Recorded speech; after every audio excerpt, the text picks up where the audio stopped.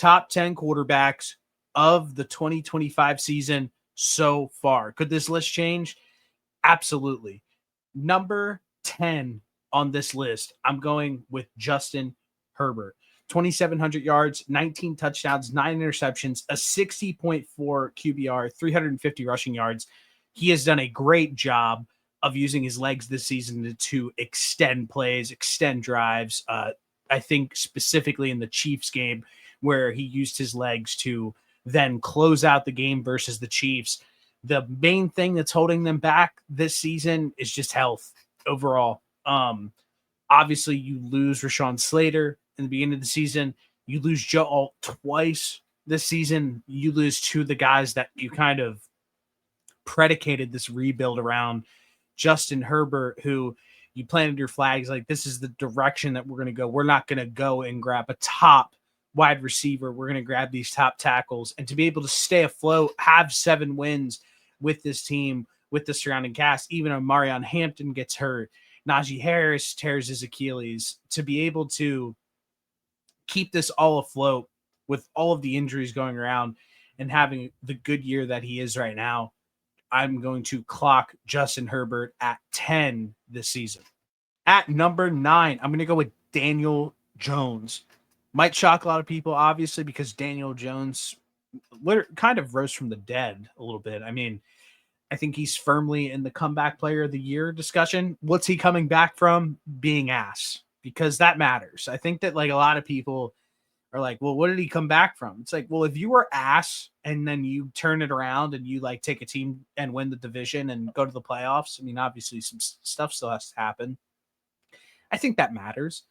But this season he has 2,800 yards, 17 touchdowns, 7 interceptions, a 65.9 QBR. He's top 10 in literally every statistical category in the entire in passing category in the league right now. And he has 5 rushing touchdowns on the season. At number 8, he's going to clock a little bit low on this list just due to availability and health. And even coming back from this injury, he's kind of had a slow start, a slow burn, a slow roll on his way back. And I'm going to go with Lamar Jackson, who, like I said, he missed a few weeks. 1,600 yards, 15 touchdowns, 3 interceptions, still keeping those interceptions, 230 rushing yards and 1 touchdown. I really think that has to do with what's going on with his lower body injuries, whatever that may be. It seems like it's holding him back a little bit. I know he says it's not holding him back, but it just seems like it is this season. He's 11th in QBR, still easing back from the injury, like I said, but it's hard to deny that when Lamar's clicking, he is not a top 10 quarterback in the NFL. And since returning to the lineup, they're on a 4-game win streak after starting out 1-3. Number 7, another guy whose this might piss a lot of people off. I made a video in the beginning of the season talking about Josh Allen and how I'm a little sick of him and what he's come to. And this year, the flopping and the whole 9. It's hard to like Josh Allen right now. He used to be like that fun, like everybody loves him. He's on the come up. Now he's been here for a while and he's a little bit annoying. Like the tuxedos seem a little bit kind of fucked up type of vibe. He has 2,700 yards, 18 touchdowns, 9 interceptions, 5 fumbles. Since entering the league, he actually leads the league in turnovers since 2019. 371 rushing yards, or 2018, 371 rushing yards and 10 rushing touchdowns. That is absolutely ridiculous. Maybe lower on this list based on some past performances, but it feels like, although he has some weeks where he snaps, it does feel a little bit underwhelming so far. So far this year, some of the losses that they had felt like it was all on the offense. And it starts with the Texans, the offense put up 19 points. The loss to the Dolphins, the offense put up 13 points. The loss to the Falcons put up 14 points. And then the loss to the Patriots, they put up 20. They're losing to non-playoff teams. And obviously the Patriots are firmly first in that division. But the Texans obviously have some question marks if they're going to be a playoff team. The Dolphins are out of it, and the Falcons are out of it as well. So those performances against those subpar teams, I think you got to hold it against Josh Allen a little bit based on the past standard that we have held him up to, a past MVP, the whole 9. At number 6, I'm going to go Jared Goff. 2,800 yards, 23 touchdowns, 5 interceptions, this is the face of consistency. It's a little boring. He's a statue in the pocket. But he's somebody that does this now every single season. He's done it with the Rams. He's done it with the Lions as well. He always is able to lead a top offense in the league. He always has the stats. Some people would say he's a little bit underrated. I think that he's perfectly rated. I think he has a very safe floor, and he provides that floor every single season. So I have Jared Goff at 6. Cracking in to the top 5, I'm going to go Sam Darnold. 2,800 yards, 19 touchdowns, 10 picks, 69.2 QBR. That's 6th in the NFL. The offense that he is leading this season, and this is the reason why he's so high up on the list, is he scored 6 30-point games this season. 3 of those 30 points have come in the first half. He's been absolutely balling out. He's completely unlocked JSN to be a undoubted superstar in the NFL. So I have Sam Darnold here, which a move that I slept on this offseason was the Seahawks acquiring him. He's proven that move was the right move and probably even more. So shout out Sam Darnold, who I have at number 5. At number 4, I have Patrick Mahomes. What he does for the Kansas City Chiefs on a week-to-week basis, where it is Patrick Mahomes, please bail us out. The offense stinks. It's not innovative. They have no run game. The play caller and Andy Reid and Matt Nagy seem to have kind of been checked out over the last 2 seasons, where they're not doing anything of substance. I know this past week, Tony Romo really got on Patrick Mahomes for not progressing through his reads, getting the ball away really quick, but it just seems like what's expected of Mahomes and what he has to do on a week-to-week basis, nobody else in the league is asked to do that, and he's able to deliver every single time. I think he's playing really well this weekend. He almost has 3,000 this year, He almost has 3,000 yards, 2nd in the NFL in touchdowns at 18 and 7 picks, and he has a 71.9 QBR, which is 3rd in the NFL. At number 3, I have Drake May. 71% completion percentage, 3,100 yards. That's 1st in the NFL, 21 touchdowns and 6 picks, a 72.7 QBR, which is 2nd in the NFL. He has 300 rushing yards and 2 touchdowns.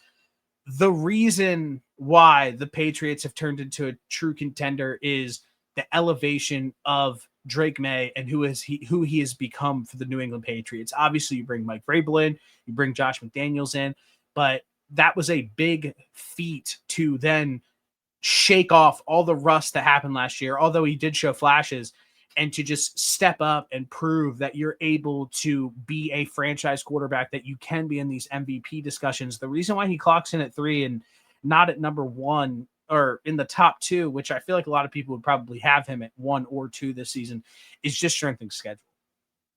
They have played so many cupcakes. Granted, they have delivered on beating those cupcakes, but still at the same time, it's a little mark against them. It's a little tiny mark against them, because if they were going out and beating some of the best teams in the NFL every single week and facing the best teams in the NFL every week, I think you'd have a little bit more of a battle tested Drake May. But for what he's providing this season, it's hard to deny that he hasn't been one of the top performers at the quarterback so far this entire season. So shout out to Drake May. At number 2, we have Dak Prescott, 69% completion percentage, 2,900 yards, 23 touchdowns, 7 interceptions, a 74.0 QBR, 1st in the NFL. He was without CeeDee Lamb for a few weeks, and in that few weeks, he's turned George Pickens into somebody who was like a borderline, like you didn't really know. He was a star. You didn't know what he could potentially be, to turning him into a bona fide superstar this season and having 2 true number 1 wide receivers, just because of what Dak Prescott is able to do throwing the football. Every offense, every team, no matter what, you drop Dak Prescott into it. It's a top 10 passing offense. You drop him into that offense when he plays for a full season and he's healthy. It's a 9-10 win team all the time. We're about to see that play out this year and see if he can continue that streak. But I kind of like the way that the Cowboys are trending, with their defense getting better, with their offense getting better. And then obviously what Dak's able to do at the line of scrimmage, really take control of the game, be able to throw guys open, be able to just do everything right, it seems like, from the quarterback position. if you like football, you obviously sit there and have to admire what Dak does on a week-to-week basis. He absolutely balls out every single week. So in the NFC East, that win against the Eagles this past weekend made that a little bit tighter and a little bit more interesting, and maybe they can go and make it to the playoffs this season. At number 1, I have Matthew Stafford. 2,800 yards, 30 touchdowns, first in the NFL, and 2 interceptions. Wow. Absolutely ridiculous. Matt Stafford continues to show that if you are a quarterback in this league, and everybody gets so excited about the young guys that come in and automatically dominate, like a Jaden Daniels. But you look at what Jaden Daniels has put out, injury aside, what his output has been on the season this year has been extremely underwhelming. So if you take what he has done and compare it to somebody like a Matt Stafford, who's 37 years old, who had questions if his back was healthy going into the year, so many questions on the table, and to come out and to just be surgical and diabolical every single week with the football, and having Tay Adams, having Puka Nacua, having those tight ends, and just looking so crisp and so clean no matter what. In the NFC West, tough competition. I mean, they're the Niners, the Seahawks, having to play those teams and to just continue to look really, really good. Obviously, they have that fluke loss with the blocked field goal at the end to the Eagles, where they go ahead and return that for a touchdown. That shouldn't even have been a loss for them. So you have to love what Matt Stafford and the Rams are doing so far this season. It's just, you can't get too excited about these younger players because you just see the trend that has been happening. Obviously, the Tom Brady trend. Now, obviously, Matt Stafford goes in his mid-30s to the Rams and wins a Super Bowl and is playing at a really high level, even past that, and is the class of the NFC right now. And then you see like a Sam Darnold, who's in his late 20s, is finally getting his feet under him. Baker Mayfield in his 30, he just turned 30, getting his feet under him. It takes a long time to be good at this quarterback position. And it seems like a lot of these quarterbacks, once they reach their 30s, they could play into their mid to late 30s. And that's not that crazy because of the rule changes. If you're not that mobile of a quarterback, if you actually depend on your mind and your arm and you're able to do that, you're able to play well into your 30s. And Matt Stafford's proving why he's the number 1 quarterback of the 2025 season so far. I just spit it. Good girl, we're getting paper as a passion. Collect the stacks.